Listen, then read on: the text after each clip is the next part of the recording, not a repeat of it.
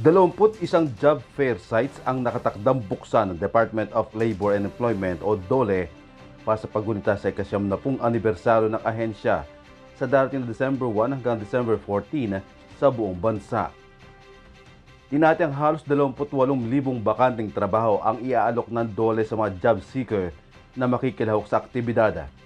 Nasa 340 kumpanya at employer naman ang inaasahang lalahok sa DOLE Job Fair. Sa Metro Manila, magkakaroon ng 4 na lugar na pagdarausan ng job fair.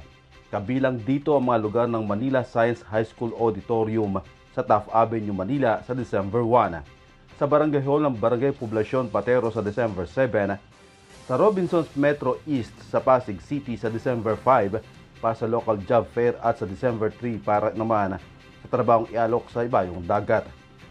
Kabilang dito ang mga lugar ng Manila Science High School Auditorium sa Taft Avenue, Manila sa December 1, sa Barangay Hall ng Barangay Poblacion Patero sa December 7, sa Robinsons Metro East sa Pasig City sa December 5 para sa local job fair at sa December 3 para naman sa trabahong alok sa ibayong dagat.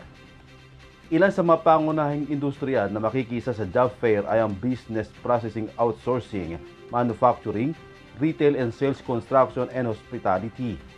Ang pinaka-nangungunang bakanting trabahong iaalok sa aktibidad ay ang customer service representative, production workers operators, cashier, bagger, laborers, carpenters, painters at service crew. Posible ding madagdagan ang bilang ng job vacancies sa mga schedule ng job fair. Hinihikayat ng kagawaran ang bawat job seekers na maghanda ng application requirements tulad ng resume, certificate of employment para sa mga may dating nagtrabaho na, diploma, transcript of records at training certificates. Pwede namang makita ang iba pang schedule ng job fair sa iba't ibang bahagi ng bansa sa social media page ng DOLE.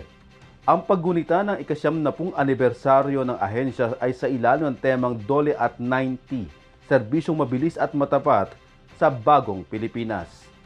Diyos ang aming sandigan, serbisyo publiko ang aming pinahahalagahan. Jerry Galicia, humahataw.